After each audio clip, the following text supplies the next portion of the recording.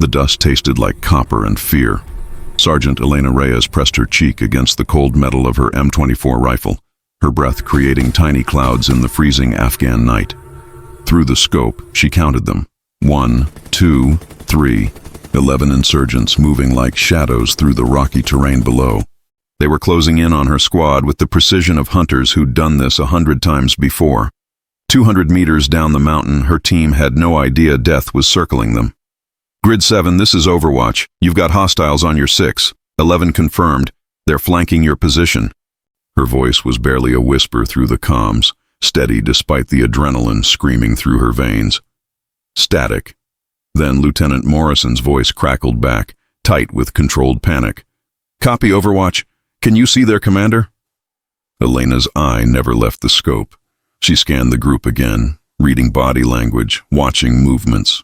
There, a man in the center, slightly older, making hand signals. The others responded instantly. That was him. Confirmed. Center mass wearing dark vest. He's calling the shots.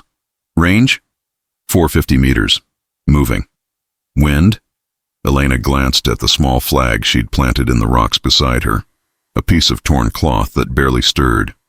3 knots right to left. The insurgents had stopped talking. That was the worst sign. Silent coordination meant they were seconds from executing their plan. Whatever it was, her squad wouldn't survive it. 7 soldiers against 11 ambushers who knew this terrain better than their own reflections.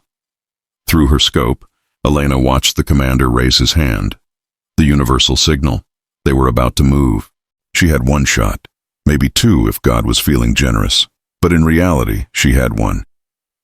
After that first crack of the rifle, chaos would erupt, and her teammates would be fighting for their lives in the dark against enemies they couldn't see.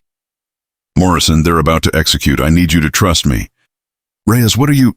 I can end this, 1 shot, but I need 15 seconds of absolute stillness from your position. No movement. No sound. Nothing that gives away your exact location. The pause felt like an eternity. Elena could hear her own heartbeat pounding in her ears, could feel the sweat on her palms despite the cold. Below, the commander's hand was still raised, frozen in that moment before violence. You sure about this, Sergeant? Morrison's voice carried the weight of 7 lives. Elena adjusted her position, feeling the rifle settle into that perfect pocket against her shoulder. She'd made harder shots during training. She'd made shots in worse conditions, but she'd never made a shot where failure meant watching her friends die, I'm sure. 15 seconds. Starting. Now. The world compressed into that single point of focus. The commander's chest, rising and falling with breath. 450 meters. Wind minimal but present. Elevation accounted for. Heart rate elevated but manageable. Breathing steady. Trigger finger ready. Elena blocked out everything else. The cold, the fear, the knowledge that she was about to take a human life. In this moment, there was only the mathematics of death. Angle, distance, wind, gravity. All of it converging on one outcome. She took a breath, let half of it out, found that space between heartbeats where the world goes absolutely still. The commander's hand started to drop. Elena squeezed the trigger. 4 months earlier, Fort Benning, Georgia. You think you can hang with the men, sweetheart? The drill instructor's voice dripped with contempt as he stood over Elena's bunk at 0400 hours, his flashlight beam hitting her face like a physical slap. Around the barracks, 19 other candidates were scrambling out of their racks, men who'd been waiting for someone to fail so they wouldn't be the first. Elena sat up, met his eyes without flinching. Yes, Sergeant Instructor. I didn't hear you, candidate. Yes, Sergeant Instructor. Her voice cut through the pre-dawn darkness like a blade. He smiled, and it wasn't kind. We'll see about that. Welcome to the U.S. Army Sniper School. You've got 3 minutes to be outside in full gear. Anyone who's late gets to run the mountain. Twice. He walked away, and the barracks exploded into controlled chaos. Elena moved with practiced efficiency, pulling on her combat uniform, lacing her boots, grabbing her gear. She'd been preparing for this moment since she was 18 years old, since the day she'd watched her brother's flag-draped coffin return from Kandahar. Marco had been a sniper. The best in his unit, they'd said at the funeral. 1 shot, 1 kill. He'd saved his squad 3 times before the IED got him on a road outside Kabul. Elena had been 16, standing in the rain at Arlington, watching them fold the flag with mechanical precision. That was when she'd made her promise. Not revenge. Marco wouldn't have wanted that. But continuation. Someone had to carry the scope, to be the guardian angel watching over soldiers who deserved to come home. Outside, the Georgia humidity hit like a wall despite the early hour. The drill instructor, Sergeant First Class Dominic Hayes, according to the name tape on his chest, stood beside an obstacle course that looked designed by someone who hated humanity. Sniper school isn't about shooting, Hayes announced to the assembled candidates. Any idiot can pull a trigger. This course is about becoming invisible, becoming patient, becoming something your enemy doesn't believe exists until it's too late. You will learn to survive in conditions that would kill normal soldiers. You will learn to wait for days without moving. You will learn to make shots that physics says are impossible, and 90% of you will fail. His eyes found Elena in the formation, especially those who don't belong here in the first place. The man next to her, a tall ranger with a jaw like granite, leaned slightly and whispered, "Don't let him get in your head." "I won't," Elena whispered back. "Candidate Reyes." Hayes was suddenly in her face, so close she could smell his coffee. "Did I give you permission to have a conversation?" "No, Sergeant Instructor." "Then why are you running your mouth?" "No excuse, Sergeant Instructor. 20 push-ups now, and your new friend gets to join you for encouraging fraternization." Elena dropped without hesitation, the ranger beside her doing the same. As they pumped out push-ups in perfect unison, Hayes circled them like a shark. "What's your name, candidate?" he asked the ranger. "Candidate David Chen, Sergeant Instructor, 75th Ranger Regiment." "A ranger? Impressive. And you, Candidate Reyes? What unit are you coming from?" "One of 73rd Airborne Brigade, Sergeant Instructor." "Airborne? Even better. You two think you're hot shit because you've got tabs and wings?" "No, Sergeant Instructor," they answered in unison. "Good, because here, you're nothing. Here, you're starting from zero. Everything you think you know about being a soldier? Forget it. I'm going to rebuild you into something that can operate behind enemy lines, alone, for weeks at a time. I'm going to teach you to kill from distances your targets won't even hear coming, and I'm going to break everyone who can't handle that reality." Elena hit 20 push-ups and snapped back to attention, Chen beside her. Hayes studied them both, then nodded to the course. "First phase, physical qualification. You need to pass this course in under 8 minutes to continue. Most of you won't make it. Begin now." The group exploded forward. Elena ran like her life depended on it, because in a sense, it did. Every step through the mud, every pull-up on the bar, every crawl under barbed wire was one step closer to honoring Marco's memory. But it was also more than that. Growing up in El Paso, Texas, Elena had watched boys in her neighborhood receive automatic respect for strength while girls had to prove themselves twice as hard for half the credit. She'd learned early that the world didn't hand you anything. You took it, earned it, claimed it, with your own sweat and determination. The course was brutal. Her lungs burned, muscles screamed, hands bled from the rope climb. But when she crossed the finish line at 7 minutes and 32 seconds, she wasn't even in the bottom 5. Chen finished 10 seconds ahead of her. The drill instructor looked almost disappointed. "Not bad, candidates. Not good, but not bad. Reyes, front and center." Elena jogged over, standing at attention while the others recovered. "You know why they sent you here?" Hayes asked, his voice lower now, almost conversational. "To become a qualified sniper, Sergeant Instructor." "No, they sent you here to make a point. To show the world that the Army is progressive, that we give everyone a fair shot. You're a diversity checkbox candidate, a photo opportunity waiting to happen." The words stung because part of her had worried about exactly that, but Elena kept her face neutral. "With respect, Sergeant Instructor, I'm here because I earned my slot. I qualified expert marksman 3 years running. I led my squad through 18 months in Iraq. I'm here because I'm good enough, not because of what's between my legs." Hayes stared at her for a long moment, and something shifted in his expression. Not respect exactly, but acknowledgement. "Maybe you did earn it, but earning the slot isn't the same as earning the tab. That happens over the next 4 months if you survive that long. And candidate, I'm going to make sure you earn every goddamn second of it. I wouldn't want it any other way, Sergeant Instructor. That night, lying in her bunk with muscles that felt like torn fabric, Elena stared at the ceiling and thought about the weight of expectation. She wasn't just representing herself here. Every woman who came after her would be measured against her success or failure. Every chauvinist would point to her if she washed out and say, "See, we told you they couldn't hack it." The pressure should have been crushing. Instead, Elena found it clarifying. She knew exactly why she was here, exactly what she was fighting for. That made her dangerous in a way the instructors hadn't calculated yet. Across the barracks, Chen's voice cut through the darkness. "Hey, Reyes, you good?" "Yeah, you?" "Never better. What you said to Hayes today, that took guts. Or stupidity." Chen laughed quietly. "Sometimes they're the same thing. Get some sleep. Tomorrow's going to be worse." He was right. Tomorrow would be worse. And the day after that. And every day for the next 4 months they would be tested, broken down, and rebuilt. Some would quit. Some would fail. Some wouldn't be able to handle the isolation, the pressure, the impossible standards. But Elena Reyes didn't plan on being one of them. She closed her eyes and saw her brother's face, heard his voice from a decade ago.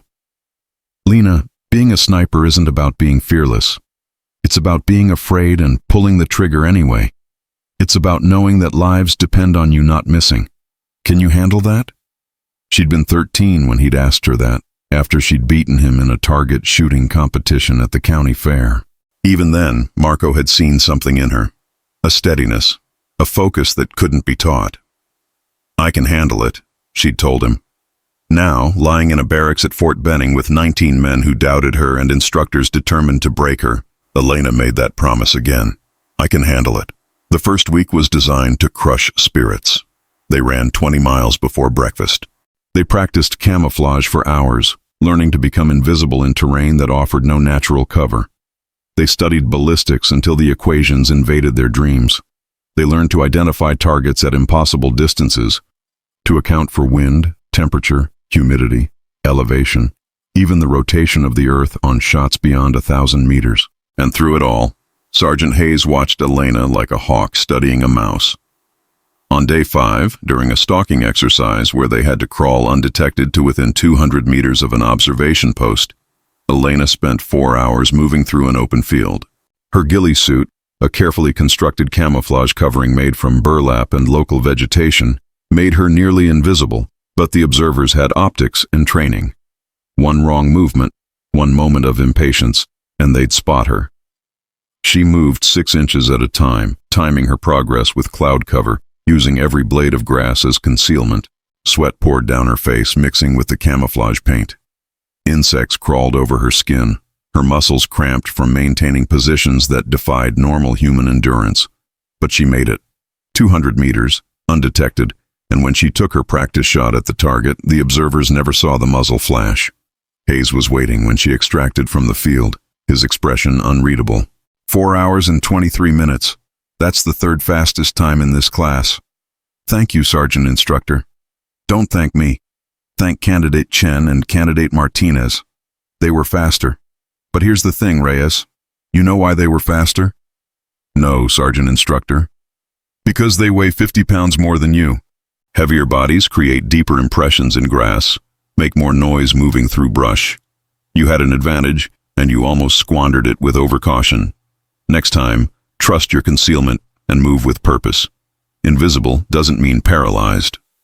It was the first piece of genuine tactical advice he'd given her, and Elena absorbed it like gospel. The weeks blurred together. Marksmanship drills at dawn, classroom instruction in the afternoon, night exercises under starlight. They learned to calculate angles using nothing but their hands and basic geometry. They learned to read mirage, that shimmer of heat that could reveal wind conditions invisible to the naked eye. They learned that a sniper's greatest weapon wasn't the rifle, it was patience. By week 6, the class had shrunk from 20 to 14. 3 had quit during Hell Week. 2 had been dropped for failing marksmanship standards. 1 had washed out after a panic attack during a confined space exercise. The remaining candidates had formed a grudging camaraderie, bound by shared suffering. Chen had become Elena's primary training partner, the two of them pushing each other to improve. They'd spend extra hours after official training ended, practicing range estimation, quizzing each other on ballistic tables. "You know they're watching you differently now," Chen said one night as they cleaned their rifles in the armory. "What do you mean?" "Hayes, the other instructors. At first, they were waiting for you to fail. Now they're watching to see how good you can actually get. That's worse, by the way." "Why worse?" "Because when you're expected to fail, anything you accomplish is a win. But when they start believing you might actually be exceptional, that's when the real pressure starts. They'll push you harder than everyone else, hold you to standards beyond standard. And if you crack," he shrugged, "well, then they get to say they were right all along."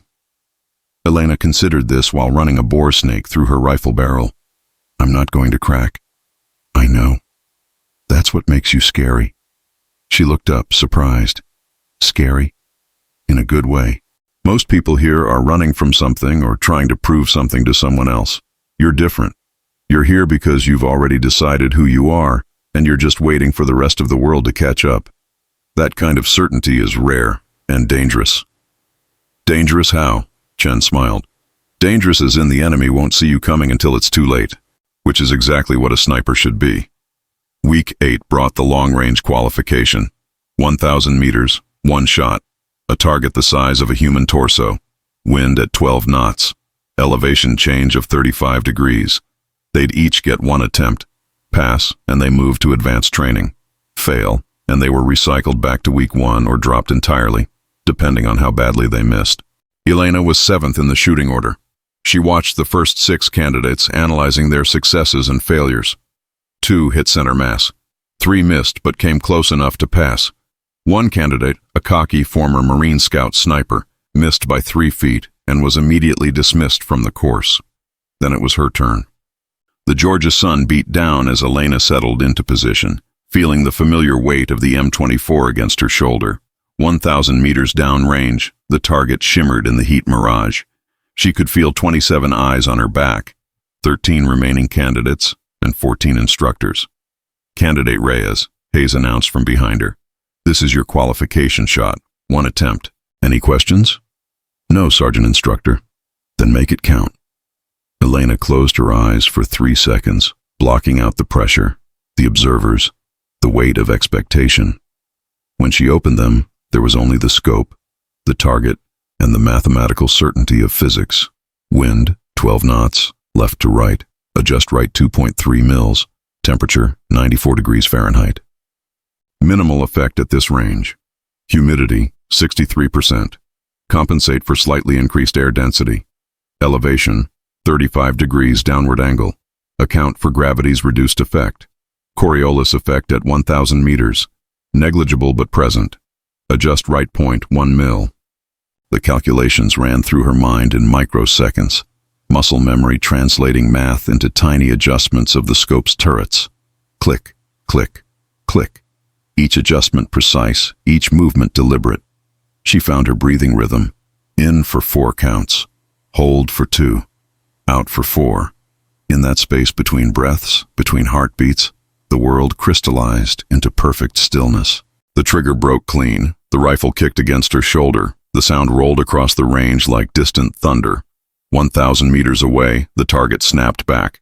Elena didn't need the spotting scope to know it was a hit. She felt it in her bones, in that instant connection between shooter and target that couldn't be explained, only experienced. "Center mass," the spotter confirmed over the loudspeaker. "Qualification passed." Behind her, someone started clapping. Then another person. Within seconds, the entire range was applauding, candidates and instructors alike. It was the first time anyone had shown her open approval, and the sound of it felt strange and warm. Hayes approached, his face still stern, but his eyes carrying a glint of something that might have been pride. "Good shot, candidate.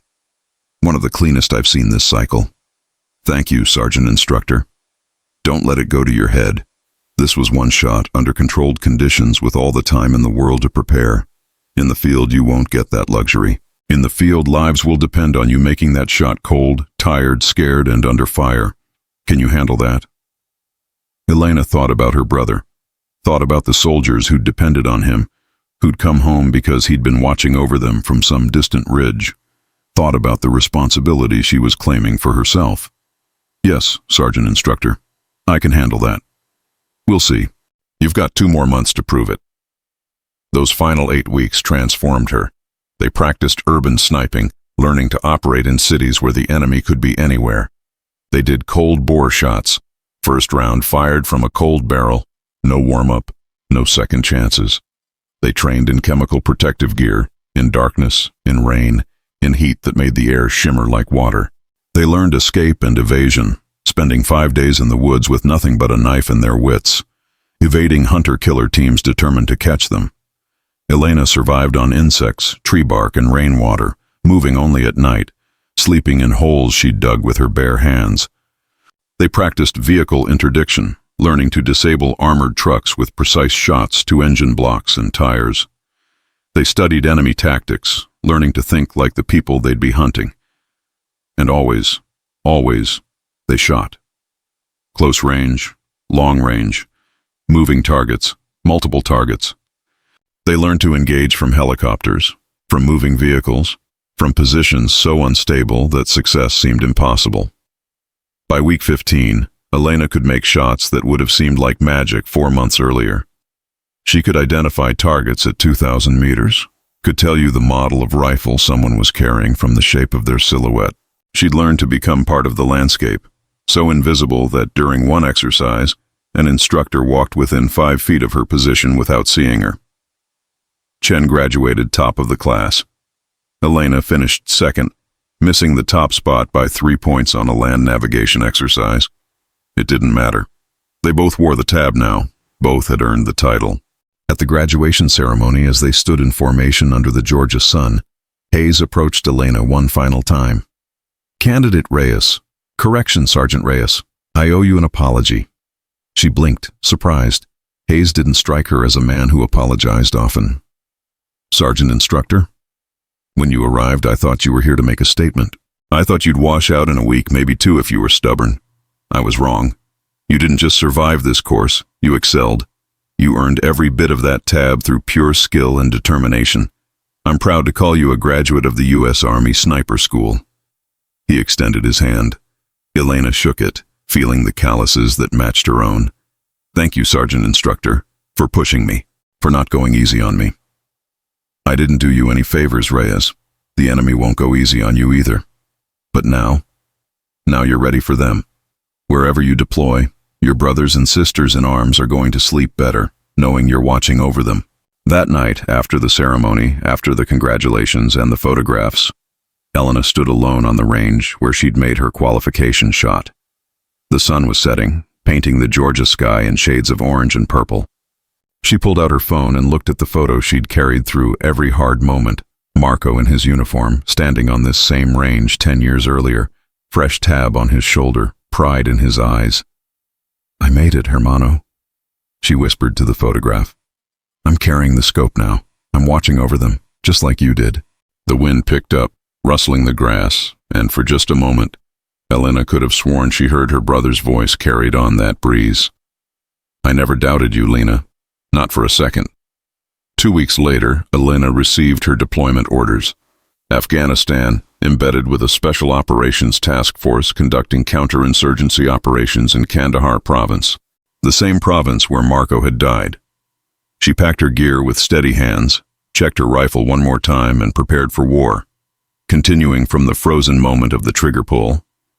The suppressed rifle barely whispered, but 450 meters away, the insurgent commander jerked backward like someone had yanked a rope tied to his chest. He collapsed into the dust without ever knowing what hit him. For 3 seconds, absolute silence. The 10 remaining insurgents stared at their fallen leader, their minds struggling to process what their eyes were seeing.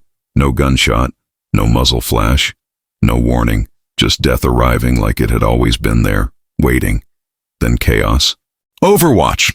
That was beautiful!" Morrison's voice exploded through Elena's earpiece. "They're scattering. We've got visual now. Taking engagement." Below, her squad erupted from their concealed positions. The insurgents, suddenly leaderless and exposed, made the fatal mistake of breaking cover. They'd been predators 30 seconds ago. Now they were prey, and they knew it. Elena shifted her scope, tracking the runners. Her job wasn't over. One shot had broken the ambush, but the fight was still happening. Through her night vision, she watched Morrison's team execute with brutal efficiency. These weren't conventional soldiers, they were rangers. Operators trained for exactly this kind of close-quarters nightmare. 3 insurgents went down in the first exchange of fire. The others attempted to retreat up the rocky slope, seeking the high ground that Elena already occupied. Big mistake. "Overwatch, you've got 3 climbers heading your direction. 200 meters and closing," Morrison called out. Elena was already tracking them. "I see them." She didn't need Morrison to tell her what to do. The insurgents were climbing toward her position, probably thinking they could flank the American squad from above. They had no idea that the high ground was already taken, that they were climbing toward their own executions. The lead climber paused behind a boulder, catching his breath. Through her scope, Elena could see his face. Young, maybe early 20s, probably from a village within 10 kilometers of here. He was checking his rifle, preparing to continue his ascent. She adjusted for the new range, 180 meters, slight downward angle, and fired. The climber slumped behind the boulder, never having made a sound. The second insurgent, seeing his companion drop, made the smart play. He turned and ran. Not down toward Elena's squad, but laterally across the mountainside, seeking any cover that might save his life. "Runner heading east," Elena reported calmly. "Tracking." He was fast. She'd give him that, zigzagging between rocks using every shadow. A harder shot than the commander had been because now he knew someone was out there, hunting him. Elena led him by 2 body lengths, accounting for his speed and the angle. The rifle whispered again, and the runner became a faller, tumbling down the rocky slope like a discarded doll. The third climber had the survival instinct of a man who'd seen too many friends die. He simply dropped his rifle, raised his hands, and started shouting in Pashto. "One surrendering," Elena reported. "Hold fire." "Confirmed. We're moving to secure," Morrison replied. Within 5 minutes, the firefight was over. 3 insurgents dead in the initial exchange. 4 more neutralized by Elena, 1 captured, and 3 who'd managed to escape into the night, though without weapons, without leadership, and probably without any desire to continue fighting. Elena remained in position, her rifle still trained on the terrain below, until Morrison's voice came through. "Overwatch, you are clear to return to base position. And Reyes, that was the finest shooting I've ever seen. You just saved 7 lives." She allowed herself a small smile in the darkness. "Just doing my job, Lieutenant." "Well, your job is exceptional. Get down here so I can buy you a metaphorical beer when we get back to base." Elena began the careful process of extracting from her hide. A sniper never left traces, never gave away positions that might be used again. She collected her brass casings, smoothed out the disturbed earth, removed any sign she'd ever been there. The climb down took 20 minutes. By the time she reached the squad's position, they'd secured the prisoner and were conducting battlefield triage. 2 rangers had minor wounds, shrapnel cuts from ricochets, but nothing serious. Without Elena's intervention, the math would have been very different. Morrison met her at the perimeter, his face streaked with dust and sweat. He was a career officer, 15 years in, who'd seen more combat than most soldiers would in 3 lifetimes. He shook Elena's hand with genuine respect. 4 shots, 4 down. That's 100% kill rate at long range, in the dark, under pressure. "Where the hell did you learn to shoot like that?" "Fort Benning, and my brother." "Your brother must be one hell of a teacher." "He was." Elena's voice carried no emotion, just fact. "He died in Kandahar in 2015, IED strike. He was a sniper too." Morrison's expression shifted to understanding. "I'm sorry, but he'd be proud of what you did tonight. You honored his memory." Elena nodded, not trusting her voice for a moment. Then she focused back on business. "The prisoner, has he said anything useful?" "Not yet, but we've got an interpreter coming. The guy's terrified, though. Probably thinks we're going to execute him." "Are we?" "Not unless he gives us reason to. We follow the Geneva Conventions even when the enemy doesn't." Morrison gestured to the captured insurgent, who sat with his hands zip-tied behind his back, eyes wide with fear. Besides, he might have intel on the cell that's been hitting our supply convoys. The prisoner was a boy, really. Couldn't have been more than 17, though malnutrition and hard living made age difficult to determine. He kept staring at Elena like she was a ghost. "What's his problem?" she asked. One of the interpreters, a local contractor named Hamid who'd been working with U.S. forces for 6 years, laughed quietly. "He thinks you're a jinn, a spirit. He saw his commander die but heard no gunshot. In his mind, you're not human. You're something supernatural sent to punish them." "Great. Just what I need. A reputation as a supernatural being." "Could be useful," Morrison suggested. "Fear is a weapon too. If word spreads that there's a ghost sniper in these mountains, it might make some of these guys think twice about ambushing patrols. Or it might make them more determined to kill the ghost," Chen added. He'd been with the squad that night, pulling security on the eastern flank. He approached Elena with his usual easy grin. "Nice shooting, partner. Though you could have left one for the rest of us. Next time I'll be sure to miss a few, just so you don't feel left out. Much appreciated." The squad loaded up, prepared to move back to forward operating base Shank before dawn. They traveled light and fast, always aware that one ambush could be followed by another. But the night remained quiet, as if the mountains themselves were holding their breath. Forward operating base Shank. 3 hours later. The debriefing lasted 40 minutes. Elena recounted every shot, every decision, every observation. The intelligence officers were particularly interested in the prisoner, who'd turned out to be surprisingly talkative once he realized he wasn't going to be executed. His name was Rashid, and he'd been forcibly recruited by the Taliban 3 months ago after they'd killed his father for refusing to give them shelter. He knew locations of weapons caches, names of commanders, patrol routes, the kind of intelligence that could disrupt enemy operations for months. "Your shot didn't just save your squad," Captain Sarah Martinez told Elena after the formal debriefing. "It gave us a goldmine of actionable intel. You do good work, Sergeant." "Thank you, ma'am." Martinez was the battalion's S2 intelligence officer and one of the few other women in the Special Operations Task Force. She'd taken Elena under her wing from day one, offering mentorship without being obvious about it. "How are you holding up?" Martinez asked, her tone shifting from professional to personal. "First confirmed kills?" Elena considered lying, saying she was fine, unaffected, but Martinez deserved honesty. "It's strange. During the moment it was just mathematics, distance, wind, angles. But now, sitting here, I keep thinking about that commander. He probably had a family, maybe kids, and I ended him with a trigger pull that took less pressure than opening a car door. That's normal. That's human. The day you stop thinking about it is the day you should probably turn in your rifle." Martinez leaned back in her chair. "But here's something to consider. That commander was leading men who were about to kill 7 American soldiers. 7 people with families of their own. Parents who would have gotten folded flags. Children who would have grown up without fathers. You prevented that. You made a choice between their lives and ours, and you chose correctly. Logically, I know that. Emotionally, it's going to suck for a while. Talk to the chaplain if you need to. Or talk to me. Or don't talk and just process it on your own time. But don't let anyone tell you that feeling conflicted makes you weak. It makes you human, and we need more humanity in this war, not less." Elena nodded, grateful. "Can I ask you something, ma'am?" "Shoot, no pun intended." "How do you deal with being one of the only women in this environment? The stares, the comments, the constant feeling like you have to prove yourself twice as hard?" Martinez smiled sadly. "You don't deal with it. You endure it. You document it when it crosses lines into harassment. You find allies, men and women, who see you as a soldier first. And you remind yourself every day that you're not here for their approval.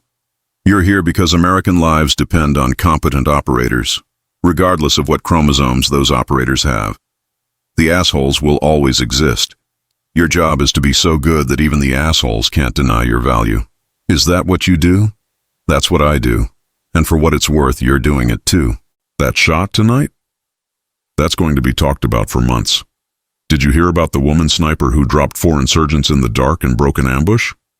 That story is going to spread, and every time it does, it's going to make the next woman who comes through have a slightly easier time. That's how progress happens, one exceptional performance at a time. Elena left the debriefing feeling marginally better. She returned to her quarters, a small room she shared with 2 other female soldiers, both intelligence analysts, and finally allowed herself to collapse onto her bunk. Her roommate, Specialist Jessica Torres, looked up from her laptop. Heard you had an interesting night. You could say that. 4 confirmed kills. That's got to be some kind of record for a first combat engagement. I don't keep score, Jess. I know, but others will. You're already getting a reputation. Elena groaned. Great, just what I need. Hey, look on the bright side. At least they're talking about your skills instead of your appearance. That's progress in this man's army. It was a fair point. Elena had endured enough comments about her looks, both positive and negative, to last a lifetime. Guys who thought being female meant she'd be flattered by crude come-ons. Guys who thought being female meant she couldn't possibly be as competent as a man. And the rare guys who simply treated her like any other soldier, which was all she'd ever wanted. Chen was in that last category. So was Morrison. So were most of the Rangers in the platoon, actually. The special operations community tended to care more about performance than demographics. If you could do the job, you were accepted. If you couldn't, you were gone, regardless of what you looked like. Elena pulled out her journal, a battered notebook she'd carried since basic training, and began writing. She'd learned early in her career that processing combat experiences through writing helped her maintain perspective. The words came slowly at first, then faster as she worked through her thoughts. Tonight, I killed 4 men. That sentence should feel heavier than it does. I keep expecting to feel traumatized or guilty or changed, but mostly I just feel tired. Does that make me a monster? Or does it make me a soldier? Marco never talked about his first kills. I asked him once when he came home on leave, and he just shook his head and said, "Some things you carry alone, Lena." I think I understand now. The weight of taking a life isn't something you can share. It's yours to bear, alone, in those quiet moments when the adrenaline fades and you're left with just the facts. Fact: I saved 7 lives tonight. Fact: I ended 4 lives tonight. Fact: both things are true, and I have to learn to live with the contradiction. She closed the journal and stared at the ceiling, listening to the sounds of the fob settling in for what remained of the night. Generators humming, soldiers talking quietly as they changed shifts. The distant sound of helicopters returning from missions. This was her life now. This was the path she'd chosen. The promise she'd made standing in the rain at her brother's funeral. She was the guardian angel, the invisible protector, the ghost in the mountains who kept American soldiers alive. The weight of that responsibility should have been crushing. Instead, Elena found it gave her purpose, clarity, a reason to wake up every morning and do the hard things that most people couldn't imagine. She thought about the young insurgent, Rashid, and wondered what he'd thought in that moment when his commander dropped dead for no reason he could understand. Had he felt relief, terror, both? He was probably sleeping now in a detention facility, facing an uncertain future, but at least alive to face it. Would he have killed American soldiers if given the chance? Maybe. Probably. But he'd also been forced into service, a kid with no good options in a country that had known nothing but war for 40 years. The moral complexity of it all was exhausting. Elena preferred the simplicity of mathematics. Distance plus wind plus gravity equals trajectory. Clean, predictable, solvable. But war wasn't mathematics. It was chaos wearing the clothes of order, and her job was to impose precision on that chaos, one shot at a time. 6 weeks later, the missions blurred together. Overwatch for patrol operations, precision strikes on high-value targets, counter-sniper operations against enemy marksmen who had been killing coalition forces with increasing frequency. Elena's reputation grew with each successful mission. The other snipers in the task force began seeking her input on complex shots. Morrison started specifically requesting her for high-risk operations. Even soldiers from other units knew her name. Ghost 6, they called her on the radio. Her call sign, earned after that first night when she'd appeared like a supernatural force to end the ambush. But with reputation came scrutiny. A reporter embedded with the unit for a week, looking for human interest stories to send back to news outlets in the States. Elena declined an interview, but the reporter wrote about her anyway. Female sniper breaking barriers in special operations. The article went viral. Suddenly, Elena wasn't just a soldier doing her job. She was a symbol, a representation of changing military culture, a lightning rod for opinions about women in combat. Her inbox flooded with messages, supportive emails from young women who saw her as an inspiration, hateful messages from men who thought she was destroying military tradition, interview requests from magazines and talk shows, marriage proposals from strangers who'd seen her photo. It was overwhelming and invasive and deeply uncomfortable. "You're a rock star," Chen joked one evening as they cleaned their rifles after a training session. "Next thing you know, they'll make an action figure of you." "I don't want to be a rock star. I want to be a sniper." "Unfortunately, you're both now. Welcome to the double-edged sword of success. You proved you're as good as anyone, so now everyone wants a piece of you." Elena attacked her rifle's bolt carrier group with renewed vigor, scrubbing away carbon buildup. "It's not fair. Male snipers don't have to deal with this. They just do their jobs and go home." "True, but male snipers also didn't have to fight as hard to get here.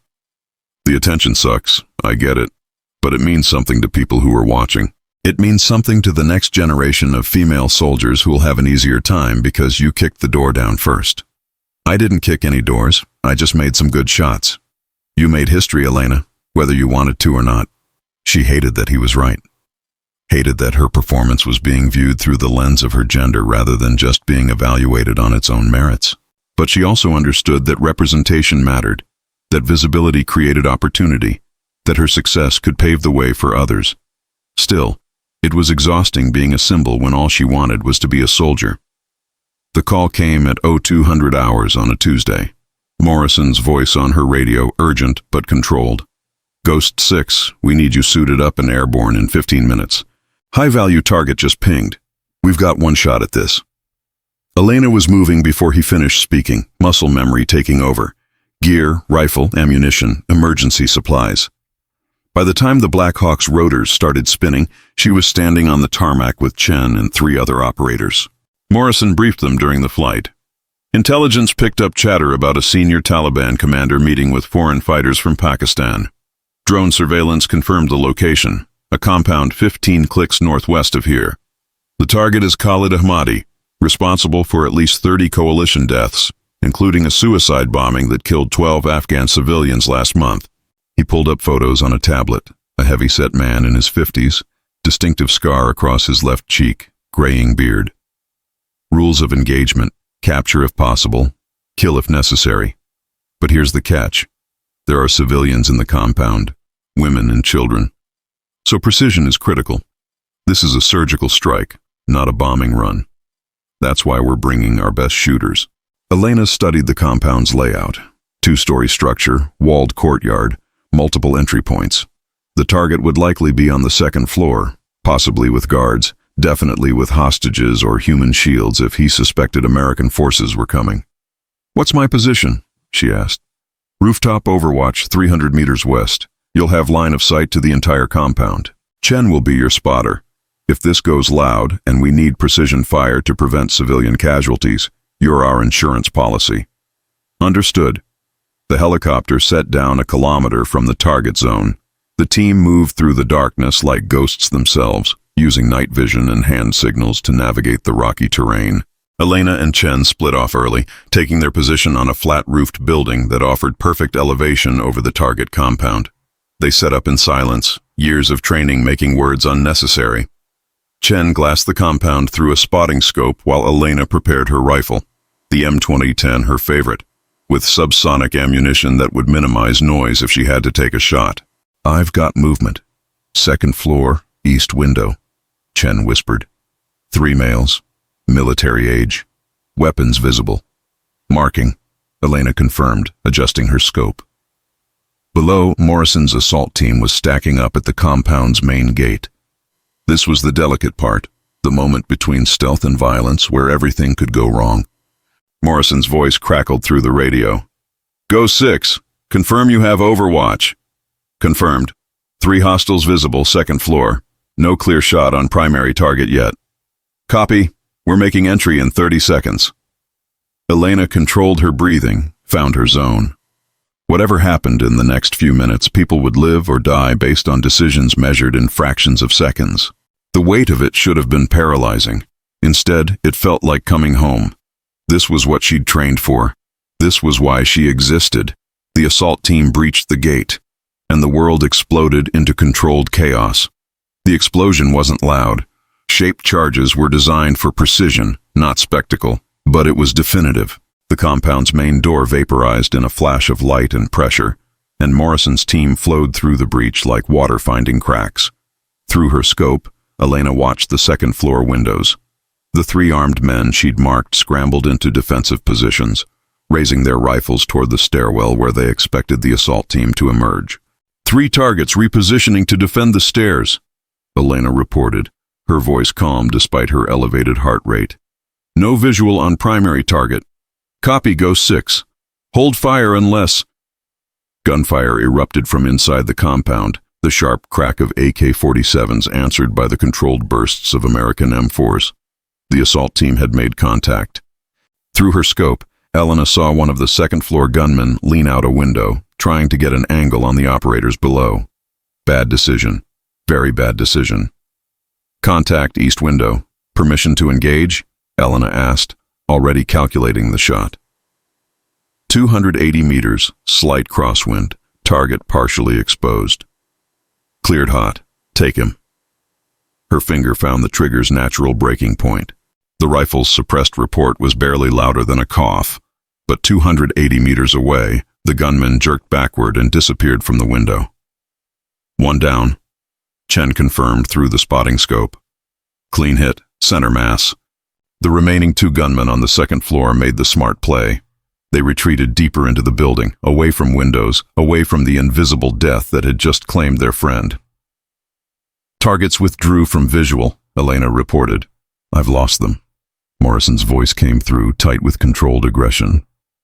We're pushing up to the second floor now. Multiple hostiles barricaded in the north room. Ahmadi is confirmed in there with them, plus at least 3 civilians. This is about to get complicated. Complicated was an understatement. Urban combat with hostages was every operator's nightmare. Too many variables, too many ways for innocent people to die. The assault team would have to be perfect, and even perfect might not be enough. Go 6. We need eyes on that north room. Is there any angle you can exploit? Elena scanned the compound, looking for possibilities. The north room's windows faced away from her position, but there was a partially open door leading to a balcony. Possible angle through the balcony door, but it's narrow, maybe 15 inches of visibility. If I can see through it, I might get a shot. Stand by. Through her scope, Elena watched the assault team stack up outside the barricaded room. They were using mirrors on extension poles to peek under the door, trying to get a sense of what they were dealing with. The seconds stretched like hours. Then Morrison's voice grim. We've got 5 hostiles, 2 women, and 3 children. Ahmadi is using an 8-year-old girl as a human shield. We cannot breach without significant civilian casualties. Repeat, we cannot breach. Elena's jaw tightened. Using children as shields was a coward's tactic, but it was also devastatingly effective. The assault team could overwhelm the room's defenders in seconds, but not before bullets started flying in an enclosed space filled with innocent people. Ghost 6, I need options. Can you give me anything? Elena shifted her rifle's position, trying different angles through that narrow balcony door. She could see shapes, shadows, movement, but nothing clear enough for a shot. The margin of error was measured in inches, and there were children in there. Negative on a clean shot, she reported, frustration bleeding into her voice. Too many obstructions, too much risk. Chen lowered his spotting scope, thinking, what if we create a distraction, pull their attention to the windows, force them to reposition? That might give you the angle you need. Or it might cause them to panic and execute hostages, Morrison countered. We need something definitive, not maybe. Elena closed her eyes, visualizing the compound's layout, running through scenarios. They needed Ahmadi isolated from the hostages even for just a second. They needed him to make a mistake, to expose himself, to give her that single moment of opportunity. "Morrison, can you negotiate?" she asked. "Buy some time." "Already tried. Ahmadi knows we won't risk the kids. He's demanding safe passage, a vehicle, and 12 hours head start. It's a non-starter." What if you pretend to agree? Get him talking, get him confident. Confident people make mistakes." There was a pause while Morrison considered this. "It's worth a shot, literally. Stand by." Through the thin walls of the compound, Elena could hear Morrison's voice taking on a conciliatory tone, offering to discuss terms. In Pashto, Morrison was fluent, one of the many skills that made him invaluable in this theater. He began the delicate dance of false negotiation. The minutes crawled by. Elena maintained her position, rifle steady, eye locked to the scope, watching that narrow slice of visibility through the balcony door. Sweat rolled down her spine despite the cool night air. Her muscles screamed from holding the same position, but she didn't move. Couldn't move. The moment she needed might last less than a second, and she had to be ready for it. Beside her, Chen was equally still, his spotter's eye never leaving his scope. They'd been partners long enough that they could communicate without words. A slight shift in breathing pattern, a nearly imperceptible adjustment in position. They were synchronized, two parts of a single weapon system. Through her earpiece, Elena could hear Morrison's negotiation. "Understand your position. These are difficult circumstances. Perhaps we can arrange transportation to the border. But first, I need proof of life for the hostages. Let me see them. Let me know they're unharmed." Smart. He was trying to get Ahmadi to move the hostages, to separate them, to create the opening Elena needed. "He's not buying it," Chen whispered. "Target's staying put." But something was changing. Through that narrow opening, Elena could see movement. Someone was pacing, the restless energy of a man under pressure, trying to decide his next move. "I've got movement," Elena reported. "Someone's pacing near the balcony door." "Can you identify?" "Negative. Not enough visibility. But they're agitated." Morrison adjusted his approach, pushing harder. "Khalid, you know how this ends if we breach. Everyone dies. You, your men, and those children. Their blood will be on your hands. Is that what you want? To be remembered as the man who got children killed? Or do you want to walk out of here alive, to fight another day?" The pacing figure moved closer to the balcony. Closer, almost to the edge of Elena's sight line. And then he stepped into view. 50-something gray beard, distinctive scar on his left cheek. Khalid Ahmadi framed perfectly in that 15-inch window of opportunity, unaware that death was watching him through a scope 280 meters away. "I have the target," Elena breathed, her voice barely above a whisper. "Clear shot. Requesting authorization." Morrison didn't hesitate. "Cleared to engage. Take the shot." Elena's world compressed to that single point of focus.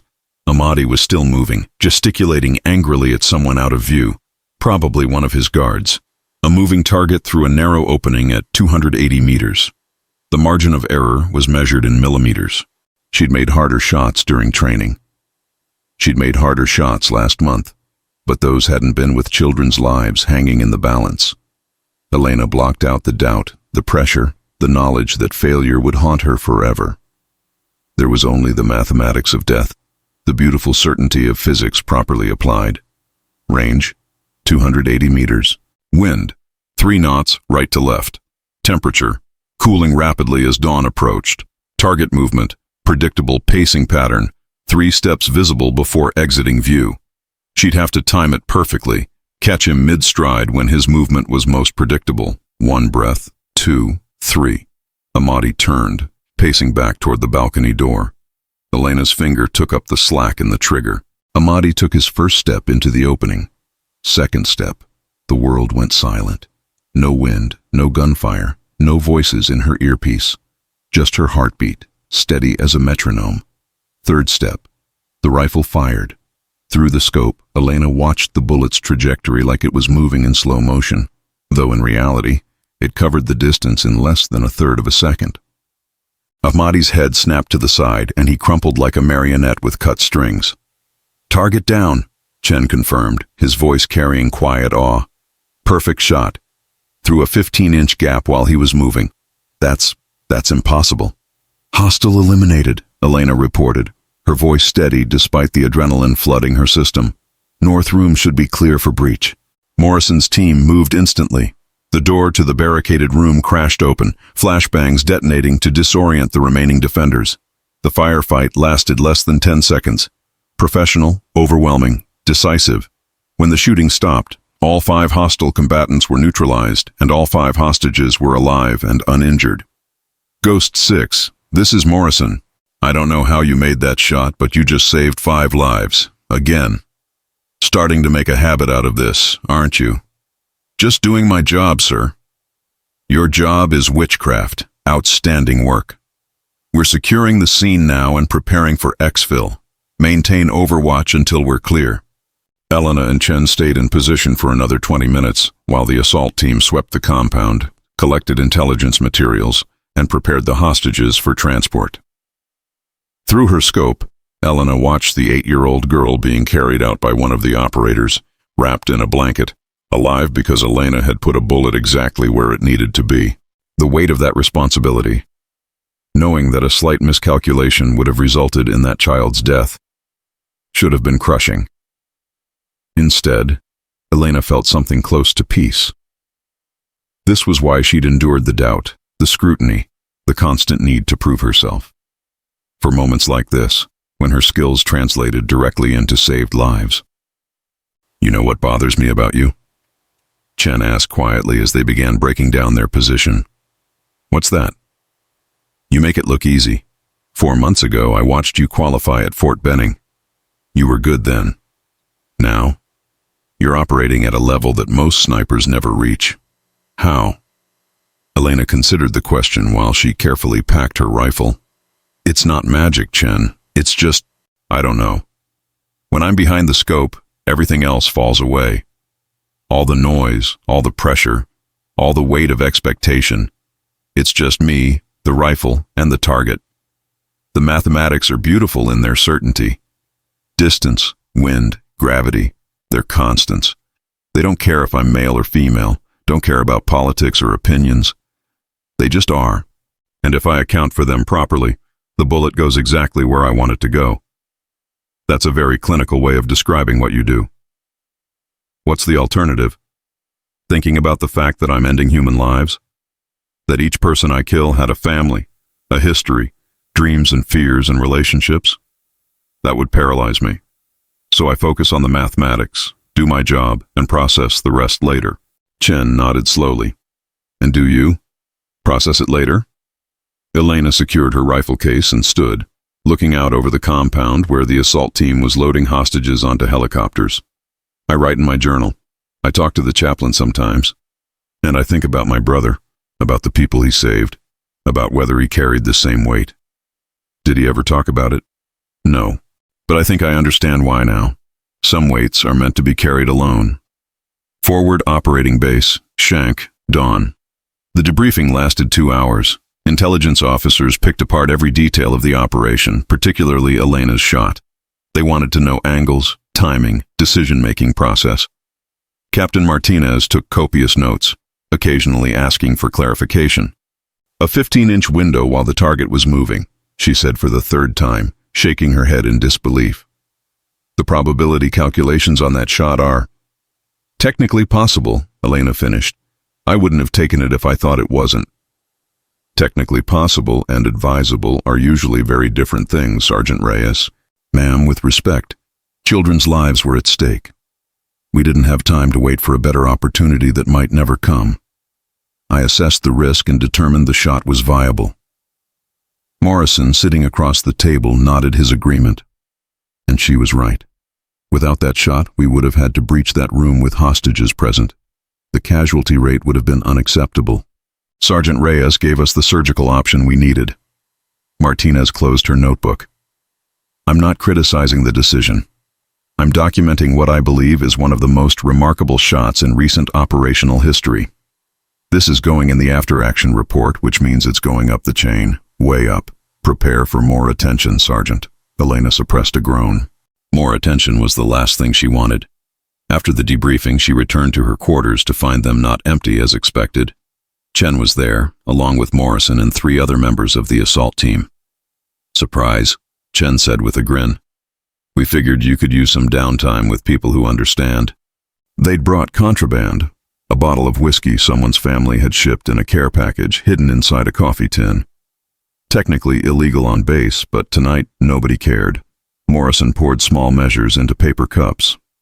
To Ghost 6, he toasted. The finest sniper I've ever worked with, and the person who keeps bringing us all home alive.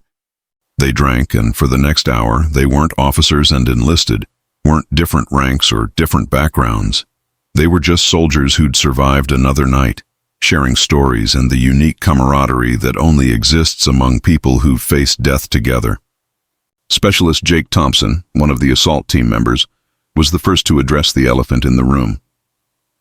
Reyes, can I ask you something? Shoot. Does it bother you? The way some people talk about you being a woman? Like that's the most important thing about you instead of the fact that you're a legitimate badass? Elena swirled the whiskey in her cup. Yes and no. Yes, it bothers me that my gender is considered noteworthy when my skills should speak for themselves. But no, it doesn't bother me if that representation means something to other women who want to serve. I didn't ask to be a symbol, but if me being here makes it easier for the next generation, then I can handle the scrutiny. Morrison leaned back against the wall. For what it's worth, every operator on this base respects you for your skills, not your chromosomes. You've proven yourself a dozen times over. Anyone who still has a problem with you being here is dealing with their own insecurities, not your inadequacies. Agreed, Chen added. And honestly, the fact that you're a woman makes it better. Everyone turned to look at him. Hear me out, Chen continued. The enemy in this region has a deeply patriarchal culture. They literally cannot conceive of being outsmarted or outfought by a woman. So when Ghost 6 drops their commanders from half a kilometer away, it sows confusion and fear. They can't process it. That psychological advantage is real, and it's valuable. Thompson nodded. The prisoner we took from that first ambush? The one who called you a djinn? Word about that spread. We've got intelligence reports of insurgent groups debating whether American forces have supernatural assistance. It's affecting their morale, making them hesitant. All because you're so good at your job that they'd rather believe in spirits than accept that they're being beaten by a woman. Elena hadn't considered that angle before. That's actually kind of brilliant, and messed up, but brilliant. Welcome to psychological warfare, Morrison said with a slight smile. Every advantage matters, even the weird ones.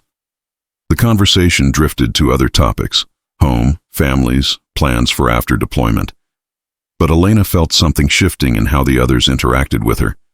Not just respect, but genuine inclusion. She wasn't the female sniper anymore. She was just part of the team, one of the operators they depended on. It was the acceptance she'd been working toward since day one of sniper school. 3 days later, the award ceremony was small. Just the task force personnel and a few senior officers from battalion headquarters. Colonel Richardson, the task force commander, stood at a makeshift podium in the base's operations center. Sergeant Elena Reyes, front and center. Elena marched forward, standing at attention while Richardson read from a citation. For extraordinary heroism in connection with military operations against an armed enemy. Sergeant Reyes demonstrated exceptional skill, courage, and tactical acumen during a hostage rescue operation. Her precise long-range engagement eliminated a high-value target while ensuring 0 civilian casualties, directly contributing to the successful rescue of 5 hostages, including 3 children. Her actions reflect great credit upon herself, the United States Army, and the Special Operations community. He pinned the Bronze Star with Valor device to her uniform. Elena saluted, the weight of the medal feeling both earned and overwhelming. After the ceremony, after the congratulations and the photographs, Elena found herself alone in the base chapel. She'd never been particularly religious, but the quiet space felt appropriate for what she needed to do. She pulled out her phone and looked at Marco's photo again. Her brother, forever frozen at 26 years old, forever standing on that range at Fort Benning with pride in his eyes. "I got a Bronze Star today," she told the photo quietly. "For that shot I made, the one that saved the kids. You would have been proud. Or maybe you would have told me I was showing off, that the best snipers are the ones nobody talks about." The chapel remained silent, offering no answers. "I miss you, hermano. I miss having someone who understood this life, who could tell me if I'm doing it right. Sometimes I feel like I'm making it up as I go along, hoping I don't screw up in a way that gets someone killed." Her phone buzzed, a text message from her mother in El Paso. "We saw the news about your medal. So proud of you, mija. Call when you can." Elena smiled despite the tears forming in her eyes. Her family had been supportive from the beginning, even when they didn't fully understand why she'd chosen this path. Her mother had cried when Elena shipped out to Afghanistan, but she'd also been the one to help her pack, to tell her stories about Marco's deployments, to remind her that Reyes women were strong enough to handle anything. "I wish you could meet her," Elena told Marco's photo. "Mom's doing okay, still works at the hospital, still makes those tamales you loved every Christmas. She asks about you sometimes, talks to you like you're still around. I think it helps her." Outside, the call to evening prayers echoed across the base from a nearby mosque. The sound was haunting and beautiful, a reminder that even in war zones, people still believed in something greater than themselves. Elena put her phone away and sat in the pew, letting the weight of the day settle over her. The Bronze Star was an honor, recognition of skills and courage. But it was also a reminder of responsibility, to the soldiers she protected, to the values she represented, to the legacy her brother had left behind. She thought about the 8-year-old girl who was alive because Elena had made an impossible shot. She thought about the soldiers who'd gone home from that first ambush because she'd been watching over them. She thought about all the future missions, all the future challenges, all the times when lives would depend on her not missing. The weight should have been crushing. Instead, it felt like purpose. Elena stood, straightened her uniform, and walked back out into the Afghan afternoon. There would be more missions, more challenges, more moments where everything hung on a single trigger pull. She was ready for them. She'd been preparing her entire life for exactly this. The ghost sniper of Kandahar had work to do. The intelligence came through on a Wednesday, a Taliban cell planning a suicide bombing at a girls' school in Kabul. The target wasn't military. It was designed purely for terror, to discourage education for women, to send a message written in children's blood. Elena read the briefing with cold fury building in her chest. Of all the things she'd seen in Afghanistan, the violence, the corruption, the endless cycle of revenge, nothing disgusted her more than attacks on schools. These were children whose only crime was wanting to learn. "The planners are meeting tonight to finalize details," Captain Martinez explained during the mission brief. 3 confirmed targets: Ahmad Bashir, the cell leader, his second in command, Rashad Khan, and their bomb maker, Tariq Mohammed.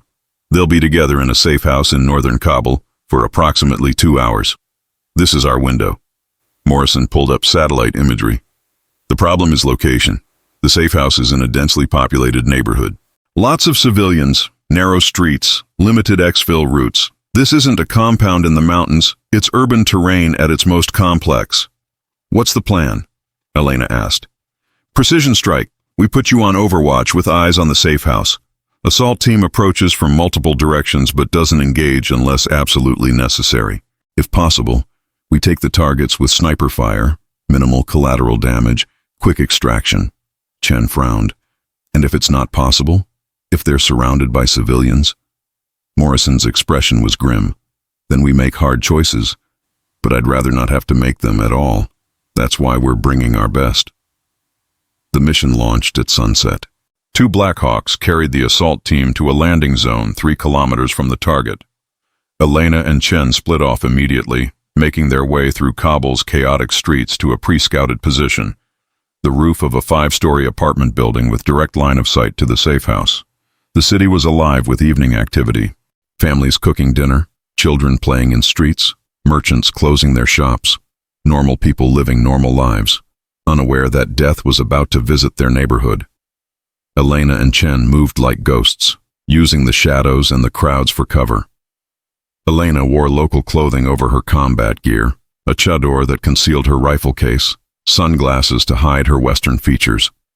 To casual observers, she was just another woman navigating the city. The building's stairwell smelled of cooking spices and mildew. They climbed to the roof access, finding it locked as expected. Chen made quick work of it with a pick set, and they emerged onto the rooftop just as the call to evening prayers echoed across the city. Position established, Chen reported quietly. We have eyes on target building. Elena set up her rifle, a longer-range .338 Lapua Magnum for this mission, capable of precision at extended distances. The safe house was 420 meters away, third floor, windows facing west. Perfect sight lines, but also perfect exposure if someone looked in her direction. Through her scope, she could see movement in the safe house windows. Men gathering, sitting in a circle, likely planning their attack. She counted 6 individuals, trying to match faces to the photos in the intelligence packet. Possible ID on Bashir, she reported. Heavy-set male, gray beard, northeast corner of the room. Confirmed? Martinez's voice came through the comms. That's our primary target. Do you have shot opportunities? Negative. Too many people in the room and they're constantly moving. I need them separated or stationary. Copy. Stand by. The waiting was always the hardest part. Through her scope, Elena watched the targets laugh, argue, gesture animatedly. They were planning mass murder and they looked happy about it. The disconnect was jarring. These weren't monsters with horns and fangs. They were just men, ordinary-looking men who'd decided that killing children was acceptable if it served their ideology. An hour passed. The assault team was in position now, ready to move the moment Elena gave them an opening. But the targets remained clustered, making a precision strike impossible without risking collateral damage to whoever else was in that building. Ghost 6 were running out of time, Morrison urged. If they leave before we can engage, we lose them and potentially lose our chance to prevent the bombing. I know, but I can't take the shot with civilians at risk. We might have to breach. That'll turn into a firefight in a residential building. Casualties will be worse. Chen lowered his spotting scope and looked at Elena. What if we force them outside? Create a distraction that makes them evacuate the building. Like what? Fire alarm, fake emergency call, something that clears civilians and makes the targets think they need to move. Morrison came back online. We can't force an evacuation without risking panic, but we could create a reason for them to separate. Intelligence says Bashir is paranoid about electronic surveillance. What if we trigger his security concerns? How? Give me 5 minutes. Elena maintained her position, eye locked to the scope, watching the targets. Whatever Morrison was planning, she hoped it worked. The assault team couldn't maintain position indefinitely, and every minute that passed increased the risk of detection. True to his word, 5 minutes later, Morrison's voice returned. We just had our intelligence asset in Kabul make a phone call to a number Bashir uses. The message implied that local security forces know about the meeting. If he's as paranoid as we think, he'll clear the room and go to ground. Through the scope, Elena saw one of the targets, a thin man with a phone, suddenly stand up, gesturing frantically. The others reacted, discussion becoming argument. Then movement. They're splitting up, Elena reported. 4 exiting through the south door, 2 staying in the room. Assault team, shadow the group heading south. Ghost 6, do you have a shot on the 2 remaining? Elena scanned quickly. One of the remaining men was Bashir, confirmed by his distinctive features and the deference the others had shown him. The other, she checked her photos. Rashad Khan, the second in command. Both high-value targets, now separated from civilians, perfect positioning. Confirmed. I have both priority targets isolated. Requesting authorization for double tap. The double tap, 2 shots in rapid succession at different targets, was one of the most difficult sniper techniques. It required perfect accuracy on the first shot, then immediate acquisition and engagement of a second target before anyone could react. At 420 meters in an urban environment, with lives hanging in the balance, it was borderline suicidal to attempt. But Elena had practiced this exact scenario 100 times during training. Authorization granted, Morrison confirmed. Take the shots. Elena settled deeper into her position. Bashir was standing near the window, looking out at the street below. Khan was sitting, slightly behind and to the right. The angle was good, the lighting was adequate, the wind was minimal. 2 shots, 2 targets, 0 margin for error. She took a breath, found that space between heartbeats where the world goes still. The first shot broke clean. Bashir's head snapped forward, and he collapsed against the window frame. Elena cycled the bolt in less than a second, the practiced motion so smooth it was almost automatic. Khan was already reacting, starting to rise from his chair, his brain trying to process what had just happened to Bashir. The second shot caught him mid-rise. He fell backward, chair crashing over. 2 down, Chen confirmed, awe in his voice. Both confirmed neutralized. Time between shots, 0.9 seconds. That's Jesus, Elena, that's incredible. Assault team, primary and secondary targets eliminated, Morrison announced. Moving on the remaining group. Ghost 6, maintain overwatch in case they scatter. But the remaining 4 targets never got the chance to scatter. Morrison's team hit them like a force of nature. Coordinated, overwhelming, surgical. The entire engagement lasted less than 30 seconds. When it was over, all 6 members of the cell were neutralized, the bombing plot was disrupted, and no civilians had been harmed. The school would open tomorrow, unaware of the violence that had been prevented in their name. Forward operating base, Shank. 2 days later. You're being pulled out, Captain Martinez told Elena, her expression unreadable. Orders came down from SOCOM headquarters. You're rotating back stateside in 72 hours. Elena blinked, confused. Ma'am, I have 3 months left on my deployment cycle. Why am I being pulled early? Martinez handed her a folder marked confidential. You've become a media sensation back home. That article about the female sniper, it's exploded. You've got news organizations requesting embedded access, politicians wanting photo ops, advocacy groups calling you a hero, and SOCOM has decided that your value as a public relations asset outweighs your tactical value in theater. Elena felt anger rising in her chest. They're using me for propaganda. They're using you to demonstrate capability and inclusion in special operations. There's a difference. Martinez's tone was carefully neutral. And between you and me, they're also getting you out of harm's way before something happens that creates a media circus they can't control. That's ridiculous. I'm a soldier, not a celebrity. You're both now, and the Army has decided where you can do the most good. Martinez softened slightly. I know it's not what you want to hear. I know you'd rather stay here doing the job. But you've made your mark, Reyes. 43 confirmed kills in 4 months. 3 high-value targets eliminated. 0 friendly casualties on any mission you've supported. That's a record that speaks for itself. 43. Elena hadn't been keeping count, had actively tried not to think about the body count. But someone had been tallying, recording each life she'd ended in service to her country. What happens when I get back? She asked quietly. Speaking to her, probably. Media appearances, training assignments, maybe instructor duty at Fort Benning. Your operational days in combat zones are likely over, at least for now. The brass doesn't want to risk losing their poster child for diversity in special operations. The words stung because they reduced her accomplishments to demographics rather than skill. But Elena had learned to pick her battles, and this one was already lost. Understood, ma'am. I'll begin out processing. Reyes? Martinez called as Elena reached the door. For what it's worth, you change things here. Every female soldier who deploys to this theater from now on will have an easier time because you proved it could be done. That matters, even if it's not the legacy you wanted. The next 72 hours were a blur of paperwork, equipment turn-in, and goodbyes. The hardest conversation was with Chen, who'd been her partner through every mission, her closest friend in the unit.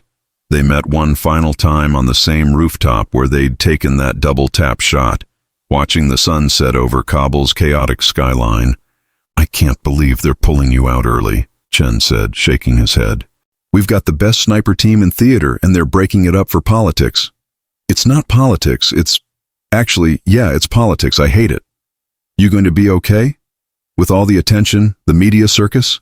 Elena shrugged. I'll adapt. I always do. But I'm going to miss this. Miss combat? That's messed up, Reyes. Not the combat, the clarity. Out here, everything makes sense. I have a job, I do it well, lives are saved. Back home? She gestured vaguely. Back home, I'll be a symbol, a talking point, a diversity initiative. People will care more about what I represent than who I actually am. Chen was quiet for a moment. You know what your real accomplishment is? Not the kills, not the missions. It's that you made everyone around you better. Morrison runs missions more confidently because he knows you're watching his back. The assault team takes more risks because they trust your overwatch. You raise the performance level of the entire unit just by being excellent. That's leadership, Elena. That's the kind of impact that outlasts any single deployment. When did you get so philosophical? When my best friend started getting pulled away to become a public figure. I'm pre-grieving the loss of my favorite shooting partner. Elena smiled despite the melancholy. You'll find another partner. Not like you. You're one of a kind, Ghost 6. They sat in companionable silence as the city below came alive with evening lights. Somewhere down there, a girls' school was preparing for another day of classes, unaware of the violence that had been prevented in their name. Somewhere, families were gathering for dinner, soldiers were standing watch, life was continuing, and Elena Reyes was going home, whether she wanted to or not. Dulles International Airport, Virginia. 1 week later. The camera flashes were overwhelming. Elena stepped off the plane into a crowd of reporters, photographers, and military brass, all wanting a piece of her story. She'd been briefed on the protocol: smile, be gracious, don't say anything controversial. But the reality was more intense than she'd imagined. Sergeant Reyes, how does it feel to be called a hero? What message do you have for young women considering military service?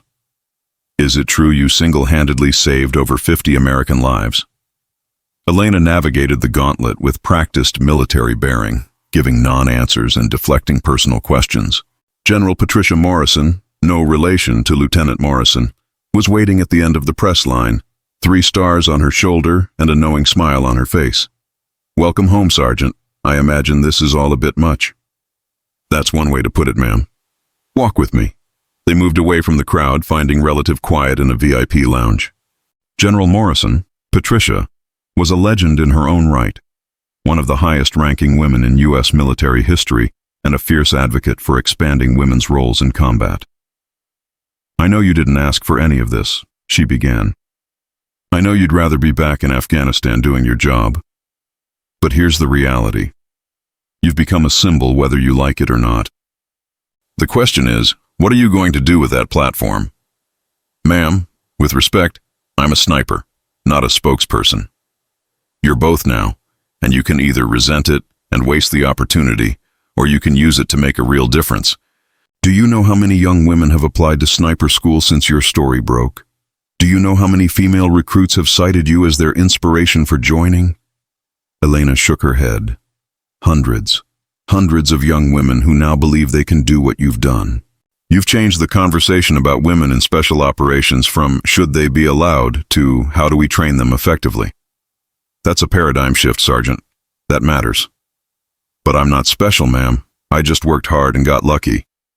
You are special. And not because of your gender, because of your skill. But the combination of being female and that skilled, that breaks barriers. That opens doors. That gives other talented women permission to try. Elena considered this. She'd never thought of herself as a barrier breaker, had actively resisted the label. But perhaps there was value in accepting the role, in using the platform to help others rather than fighting against it. What do you need from me, ma'am? Honesty, authenticity. Be yourself, tell your story, and don't let anyone reduce your accomplishments to just being about diversity. You're not a quota. You're a warrior who happens to be female. Make that distinction clear every chance you get. Fort Benning, Georgia. 3 months later. Elena stood in front of a classroom of sniper candidates, many of them looking at her with a mix of respect and skepticism. 20 students, including 4 women, a record for a single class.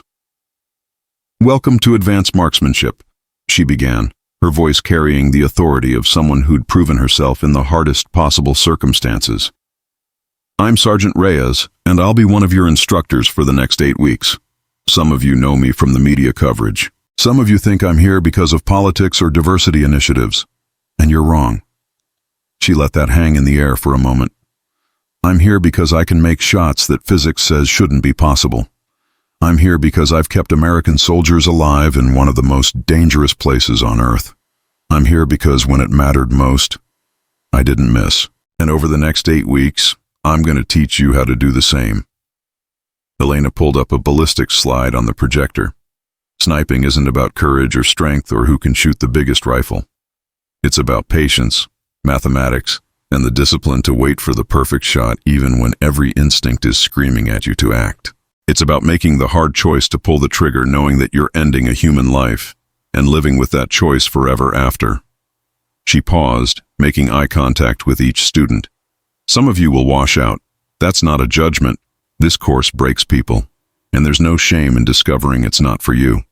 But for those who make it through, for those who earn the tab, you'll join a community of warriors who understand what it means to be the last line of defense, the guardian angel that nobody sees but everyone depends on. One of the male students raised his hand. Sergeant, is it true you made a double tap at over 400 meters in an urban environment? Yes. How is that possible? Elena smiled. That's what the next 8 weeks are for. I'm going to teach you everything I know.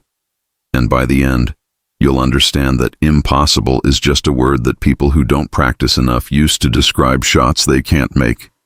The class laughed and Elena felt something shift. This was different from combat, different from the constant pressure and life or death stakes. But it was important in its own way. These students would deploy, would face their own impossible situations, would need every skill she could teach them. She thought about her brother Marco, about the legacy he'd left behind, about the promise she'd made at his funeral. She was honoring that promise, but not in the way she'd imagined. Not just through her own actions, but by passing on the knowledge, by creating more guardians, more protectors. After class, the 4 female students approached her. The boldest, a tall woman named Sarah Martinez, no relation to Captain Martinez, spoke for the group. Sergeant, we just wanted to say thank you for showing us it's possible, for not giving up when things got hard, for being proof that we belong here. Elena remembered standing in Sergeant Hayes's office years ago, being told she was just a diversity checkbox. She remembered the doubt, the scrutiny, the constant need to prove herself, and she remembered every moment of excellence that had eventually silenced the critics. You don't need to thank me, Elena told them. You earned your slots just like I earned mine. Now you need to earn your tabs. And trust me, nobody's going to make it easy because you're women. If anything, they'll push you harder. Can you handle that? Sarah met her eyes with steel determination. Yes, Sergeant, we can handle it. Good. Because the soldiers who'll depend on you deserve nothing less than your best. Don't let them down. Don't let yourself down. And don't quit when it gets hard, because it will get hard. That's when you find out who you really are.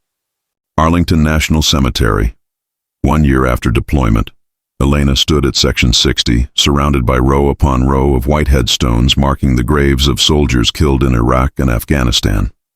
She'd been back from deployment for a year now, had given dozens of interviews, spoken at recruiting events, taught 3 cycles of sniper students. But she'd avoided this place, until today. Marco's grave was simple: name, rank, dates of birth and death, a small American flag planted beside it. No mention of his skills, his sacrifices, the lives he'd saved, just basic facts carved in stone. Elena knelt, placing a hand on the cool marble. I did it, Hermano. I carried the scope. I watched over them. I saved lives, just like you did. Her voice cracked slightly. And it cost me, just like it cost you. Not my life, but pieces of myself. I've taken 43 lives, Marco. 43 people who won't go home to their families because I put bullets through them. The math says they were all justified, all necessary, but math doesn't account for the weight. A breeze rustled through the cemetery, carrying the scent of fresh-cut grass and rain. They made me a hero, put my face on magazine covers, gave me medals, used me as an example of progress and equality. And I hate it, because none of them understand what it actually cost. The nightmares, the hypervigilance, The way I can't walk through a crowd without identifying threats and exit routes. The way I can't let anyone close because I'm afraid they'll see the person I've become. She pulled out her journal, the same battered notebook she'd been filling for years. I keep writing, trying to process it all. Trying to figure out if I'm honoring your memory or just using you as an excuse to justify my own choices. Did you feel this way, Marco? Did you carry this same weight? Or was I the only one broken enough to let it consume me? No answer came. Just the quiet rustle of wind through trees and the distant sound of a military funeral, taps playing, a honor guard rendering final salutes. Elena stood, straightened her uniform. She'd come here seeking closure or forgiveness or understanding. But maybe that wasn't the point. Maybe the point was just to remember, to honor, to keep going despite the weight. I'm teaching now, she told the headstone. Passing on everything you taught me, everything I learned. Creating more guardians, more protectors. It's not combat, but it matters. And maybe that's enough. Maybe that's how I carry your legacy forward, not just through my own actions, but by making others better. She saluted, holding it for 3 seconds, then turned to walk away. Behind her, a voice called out, "Sergeant Reyes?" Elena turned to find a young woman in civilian clothes, maybe 21 or 22, standing a respectful distance away. "I'm sorry to interrupt," the woman said, "but I wanted to thank you. My brother served in Afghanistan with the 173rd Airborne. He was in that patrol you saved, the first ambush, the one where they called you Ghost 6. He came home because of you. Got married last month, and my nephew is due in March. I wanted you to know what your service meant. Not the headlines or the politics, but the actual lives you saved." Elena felt tears threatening for the first time in months. "What's your brother's name?" "Specialist David Thompson. He talks about you sometimes, about how you appeared out of nowhere and saved them all. He calls it a miracle. It wasn't a miracle. It was training and a little luck. Maybe, but it brought him home. So thank you. From his whole family, thank you." The woman walked away, leaving Elena standing among the graves with a new perspective settling over her like a warm blanket. She'd been so focused on the weight of the lives she'd taken that she'd forgotten about the lives she'd saved. David Thompson, alive and starting a family. The 8-year-old girl from Kabul, alive to grow up and chase her dreams. Morrison, Chen, and all the others who'd made it home because Elena had been watching over them. 43 lives taken. But how many lives saved? She'd never counted, never let herself think about it that way. Maybe it was time to start. Epilogue. 2 years later. Elena sat in her small apartment in Columbus, Georgia, just outside Fort Benning, preparing for another day of instruction. But today was different. Today, she'd received orders for a new assignment, Task Force Raptor, a specialized counterterrorism unit that would deploy globally on short notice. She was going back to operational status, back to the scope, back to the job she'd been born to do.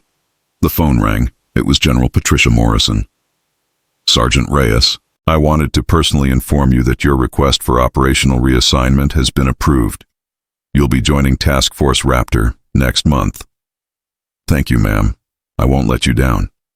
"I know you won't. But Elena, this isn't going to be like your first deployment.